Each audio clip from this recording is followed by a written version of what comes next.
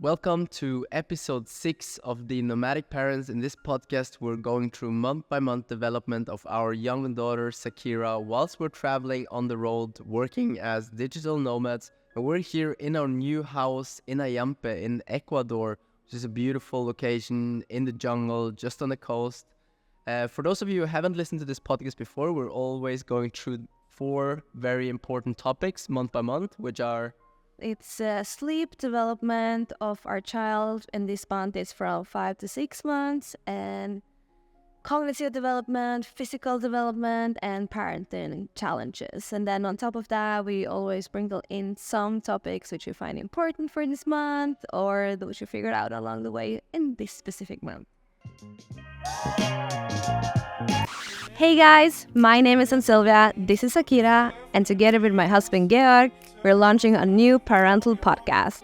We've been together for over a decade, and a lot of the time we've been traveling. And in 2019, we started our first company, which also has involved a lot of remote working. As family, business partners, and traveling parents, there is a lot to life which needs balancing. In this podcast, we share month-by-month updates from my daughter's upbringing, from birth and further into her life on the road. Welcome to our new podcast, The Nomadic Parents.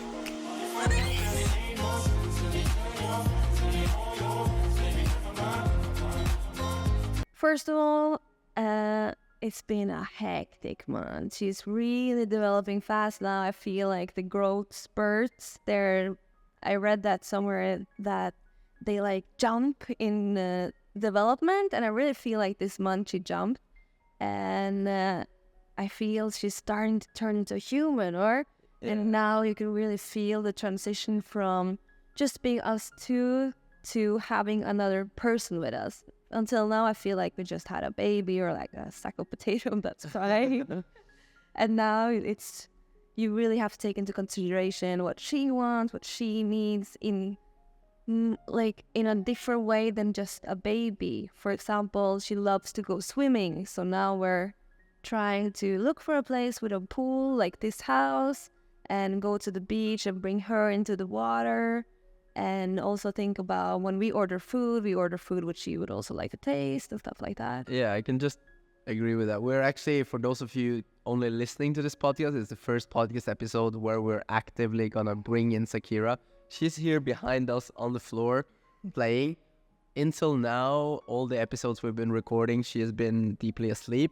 So we've kind of timed recordings where she's been sleeping to not have any crying interfere. But those of you who remember episode 5 or month 5, you can recall that we were sitting on a volcano edge in Ecuador and she was waking up like midways in the episode, which was a bit hectic. Yeah, she really wanted food, and I think it's really important as a parent in this first year of the baby's life to not kind of lose yourself, because, for example, in the last episode, she needed our food and our attention, whereas we had other interests.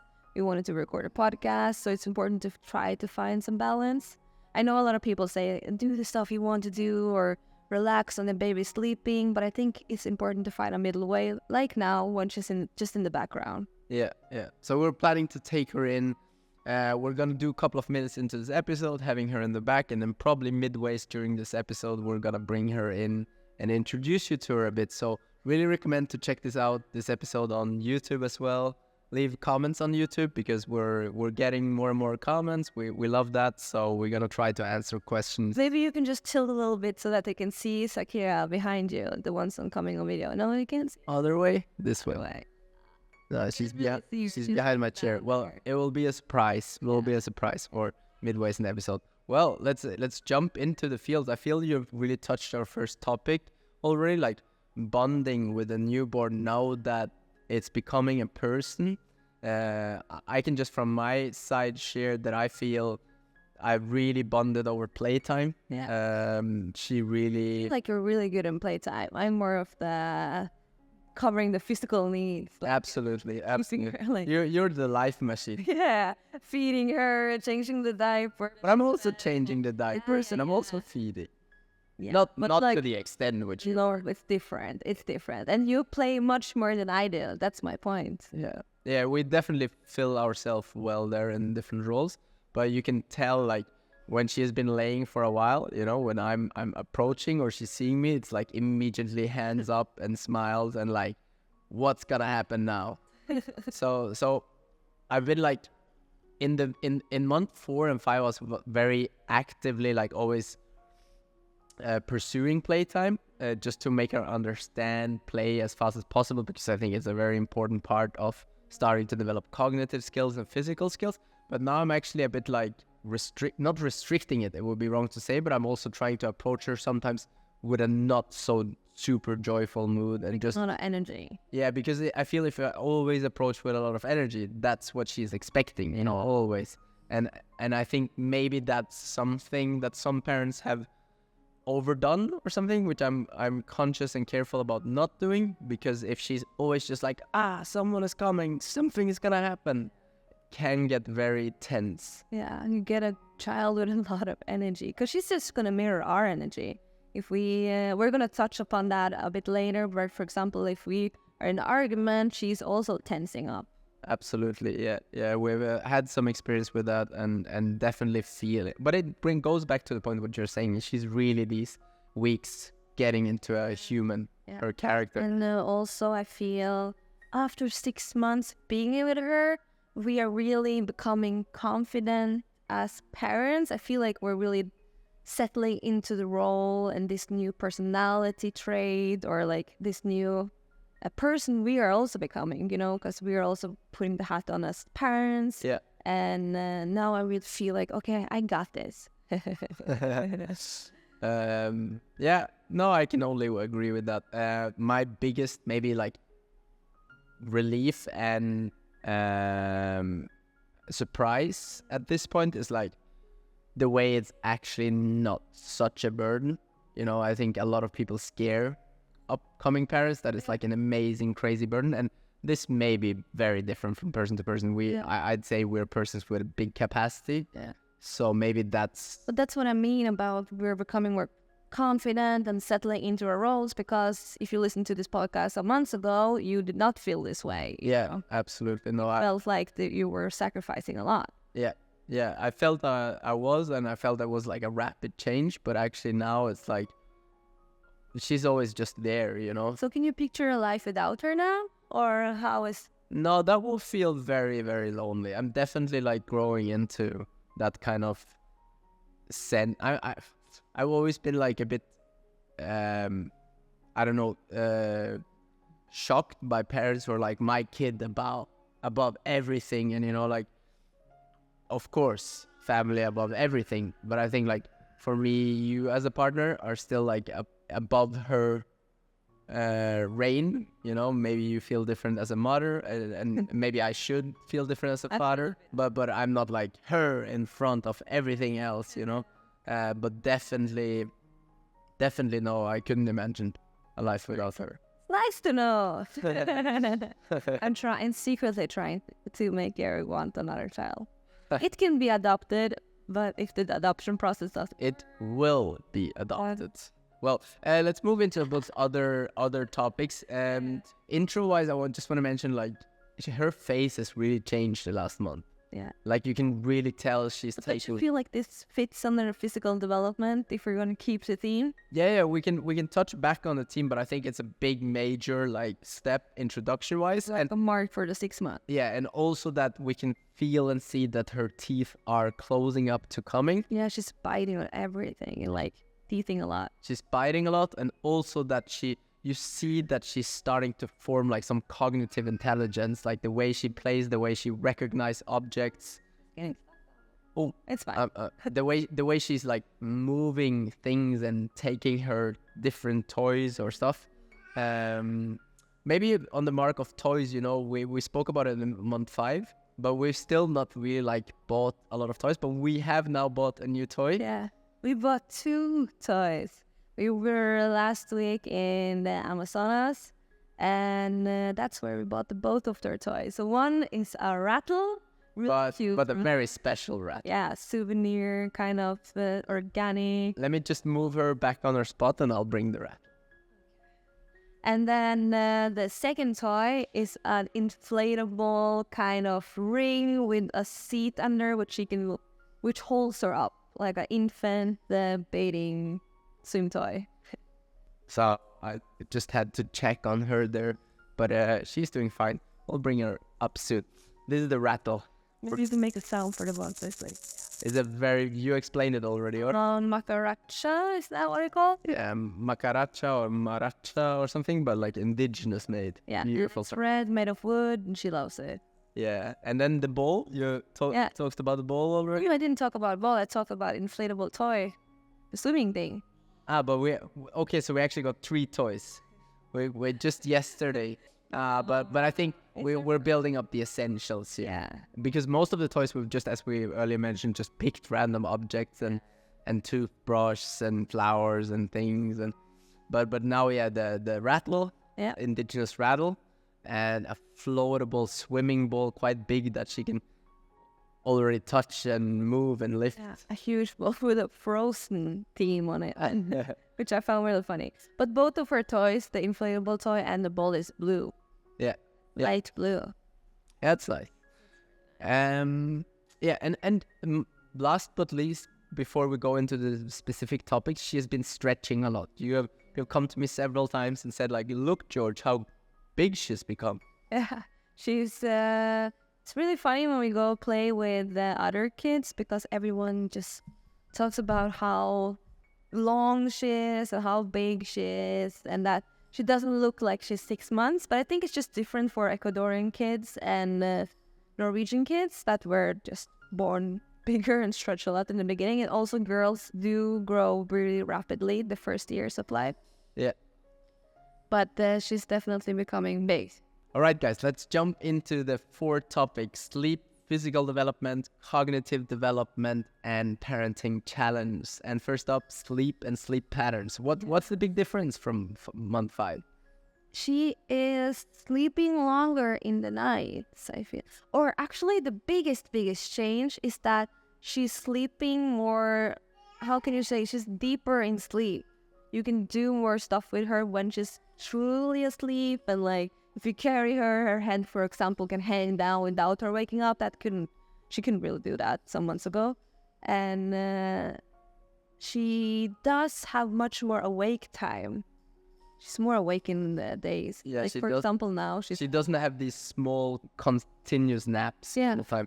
And also something I feel like it's not happened a lot. It happened maybe like 1 or 2 times, but it's definitely a big milestone, is that she's been falling asleep herself. Yeah. And in the car, it's happening more and more. That was, I mean, it didn't really bother us because you're really good in making her fall asleep while breastfeeding.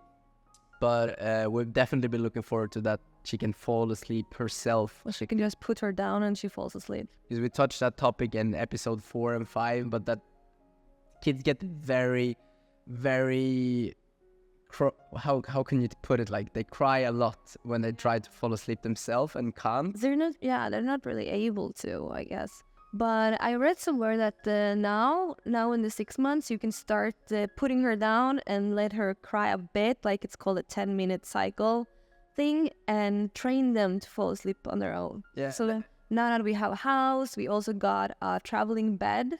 So now I think we're going to try to make these routines here in this house. But in the car, we've definitely already done it, like when we see that she is kind of tired, we just put her in her seat, and we just kind of, for me, it's never been a problem like bearing through her crying, but for you, it's really been a challenge, like not picking her up or helping her when she's crying. But I think you have done like a great step from month 5 to 6 that you're really like, okay, she's actually gonna fall asleep now soon. I'm just gonna let her cry. Now I feel like it's much easier for me to read her cues. She, for example, takes her hand up to her eye and starts rubbing her eyes, and that's a very clear sign that now she is tired.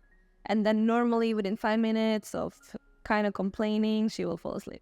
And one other thing that I just want to mention, not a big topic, but she's actually fallen asleep one time in my arms. That's never happened before. We were on a hike recently, and she was really tired of the hike, so I took her out of the harness, hold her in my arms, and walked with her, carrying her on the side on the hip, and she just like fell asleep carrying her. So that's not like a major achievement, but I think it's like a very nice memory. So some days ago, I put her in the bed between all the pillows. We have a lot of pillows in the bed.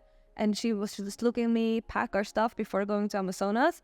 And then slowly, she was looking and then closed her eyes and just fell asleep without making any sound. Wow. Yeah. That's pretty crazy. That I've never seen that. Yeah, I was really excited that she just like really peacefully fell asleep. Yeah. But I think it's going to happen more and more now. I think it's month 7, 8, 9, she's really like going to develop that you actually can like put her to bed, cuddle her a bit and kind of like act like, okay, we're going to sleep now. It's not going to be like a crying behavior, but just a falling asleep behavior. Yeah.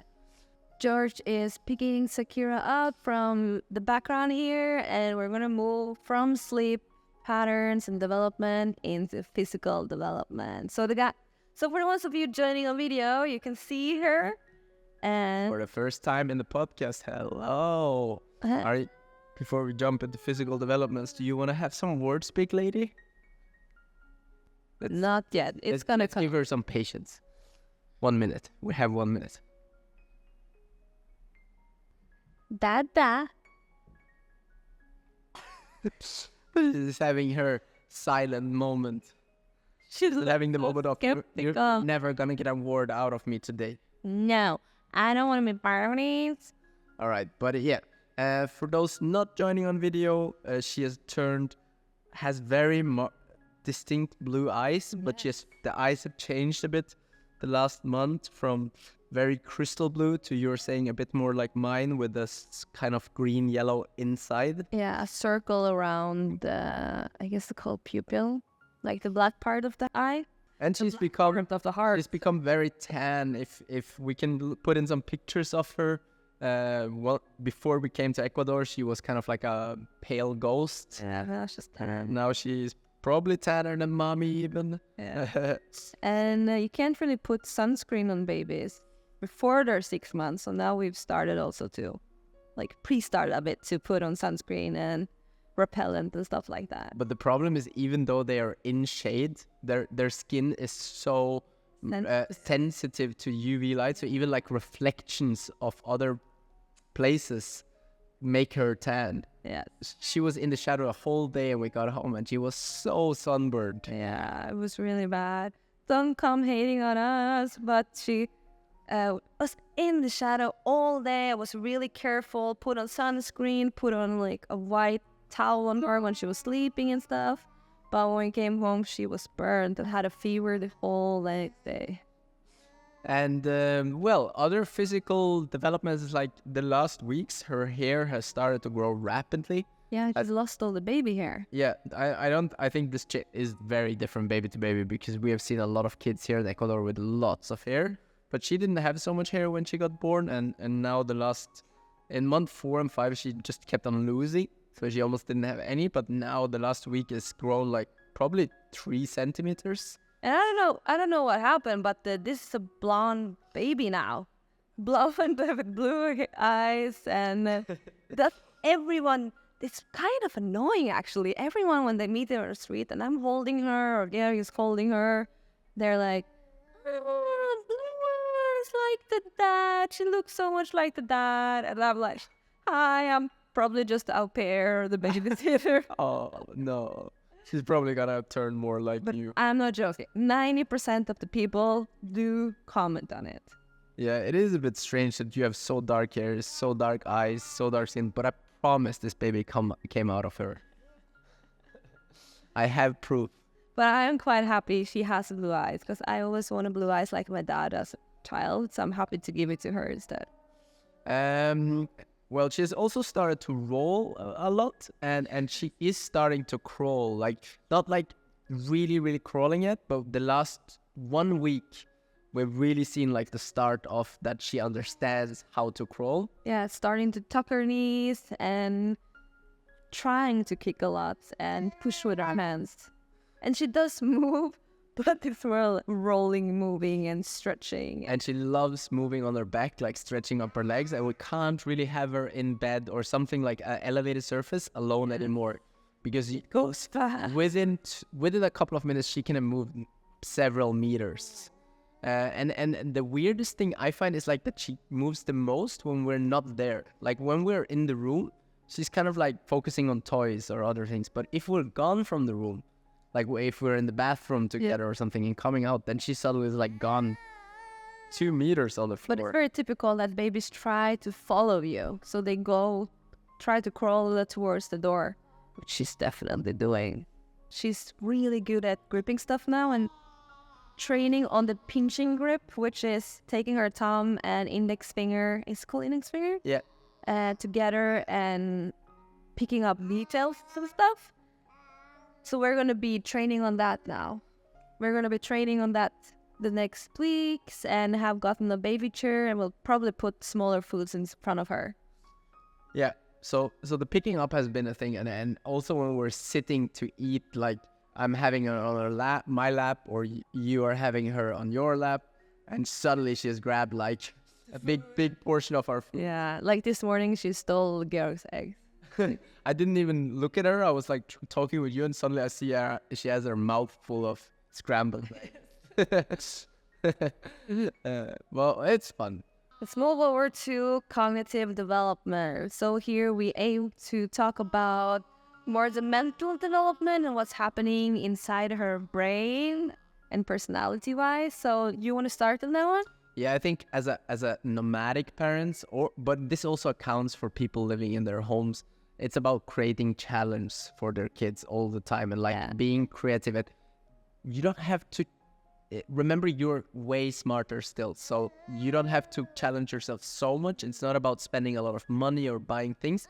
It can just be like replacing an object or giving her 3 different objects with different colors. Yeah. So I think it's about being resourceful and being creative. At the end of the day, everything the baby wants is to spend time with you. So if you have the possibility to spend a lot of time with your baby, I would definitely recommend that. Don't need a lot of expensive toys either to get them happy. For example, her favorite toy, as I mentioned last time, is the toothbrush. Yeah. I think if it's okay for you, we maybe should breastfeed a little bit. Yeah. All right.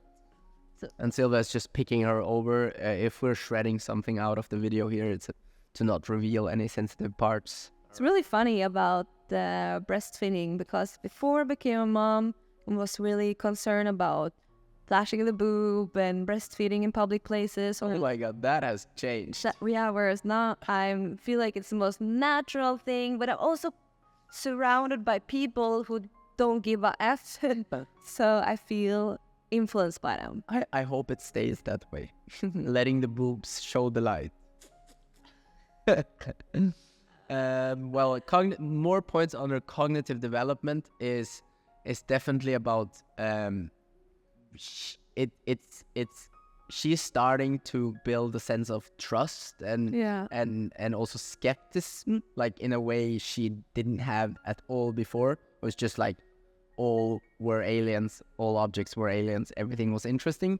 Now she's actually getting scared of things and trusting things. Yeah.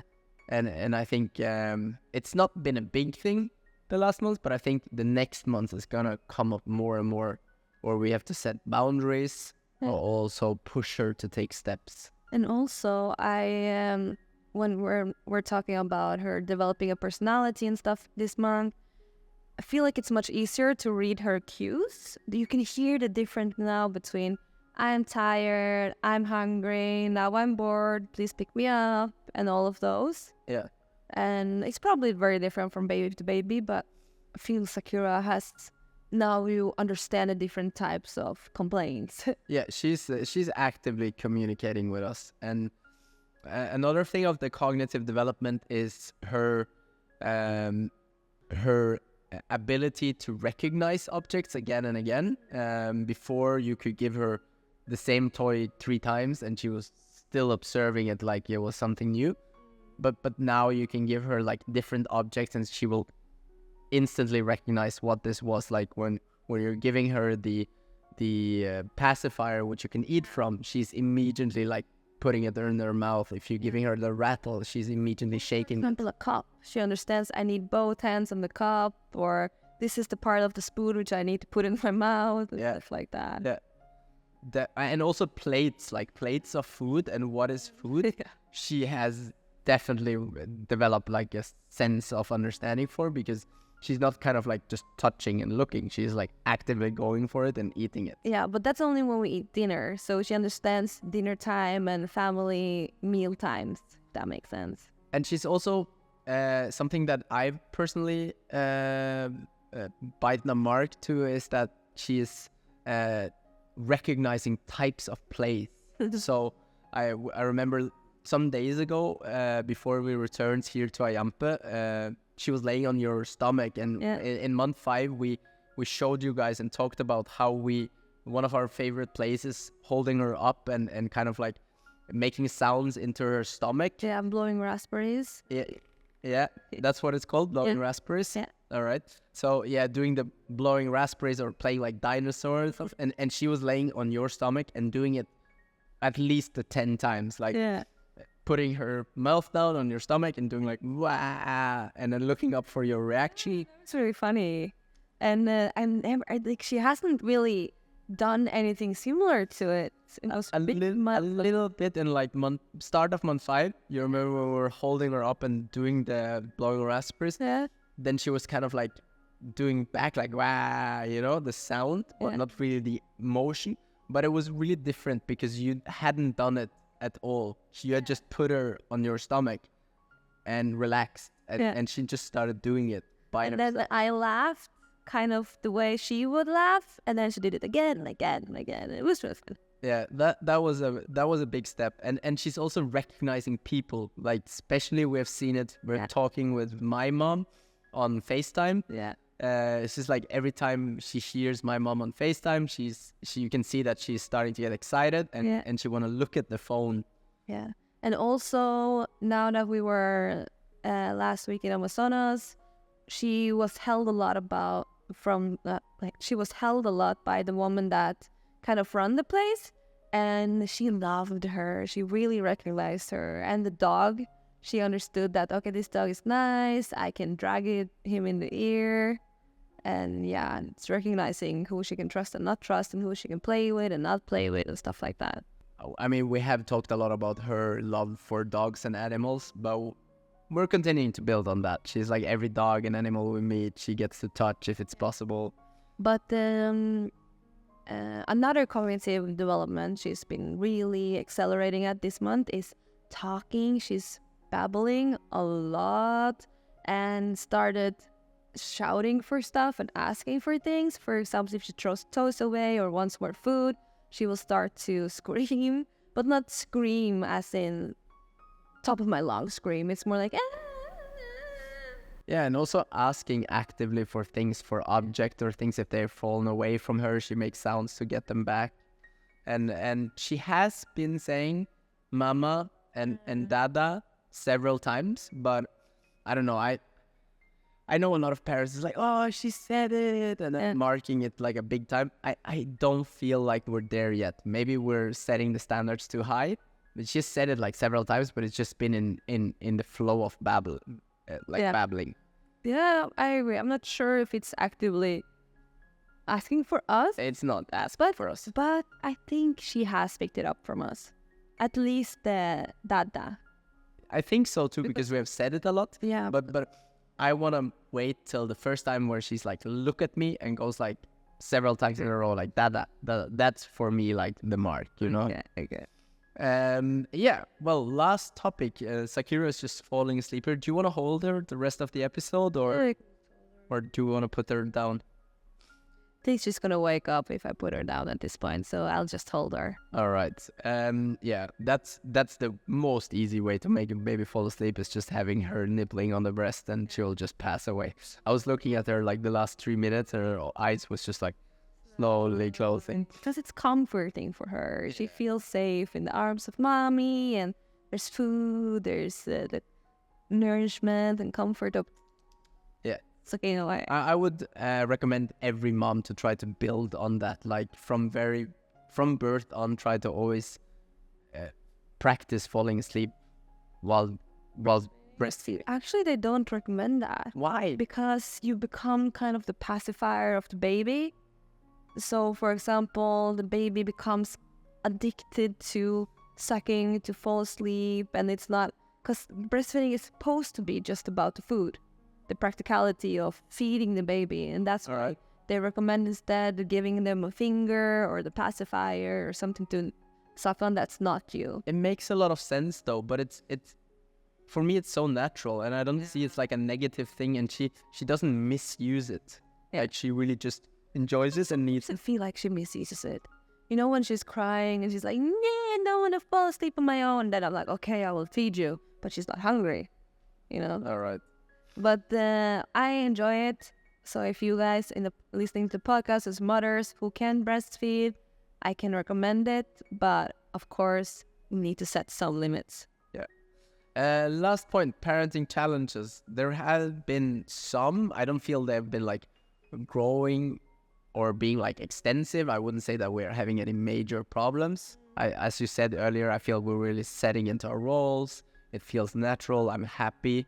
And I think we are happy that we're here. Yeah.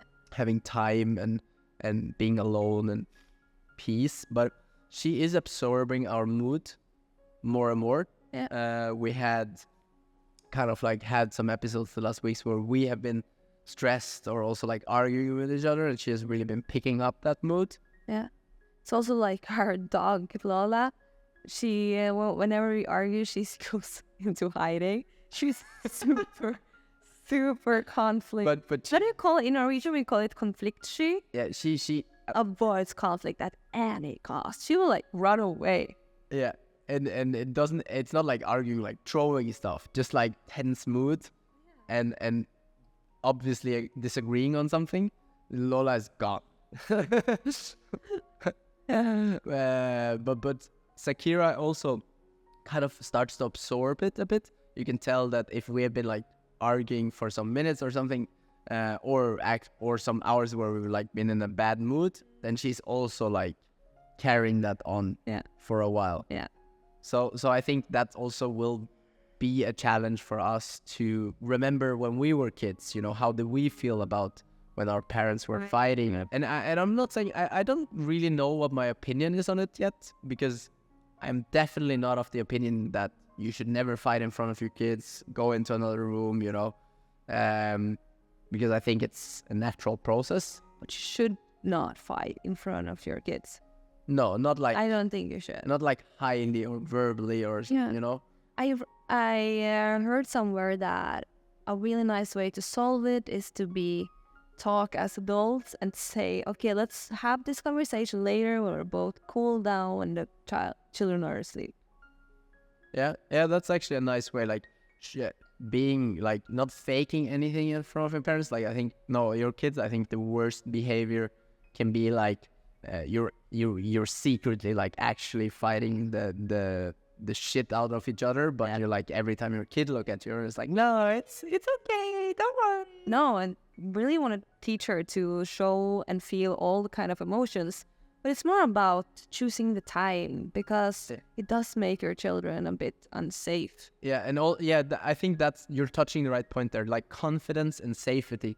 If you manage to, for example, in this moment, like turn to your kid and say like, don't worry, it's okay, mommy and dad is just disagreeing on something. Let's set it aside for now, you know? Yeah. Because in the end of the day, I think what a kid is always concerned about is its parents not being together. Yeah.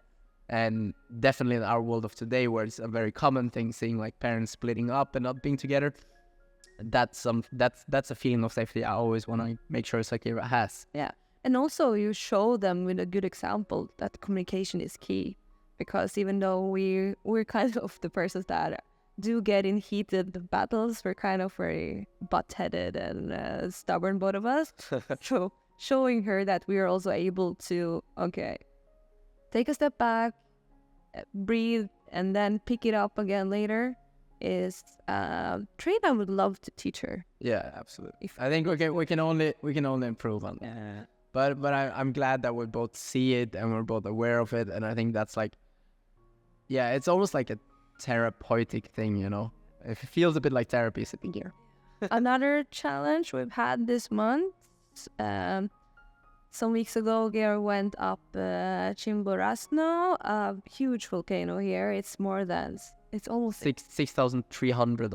Yeah. A bit more than 6,300. It's the highest mountain of the world if you measure it from the middle of the earth. And it's the highest mountain of Ecuador. Yeah. And I really wanted to ascend it because it's supposed to be one of the easiest mountains over 6,000 to ascend. And I would love to do it, but obviously I can't bring Zakira, and she's also a bit too young to have someone else babysit her, especially someone we don't know.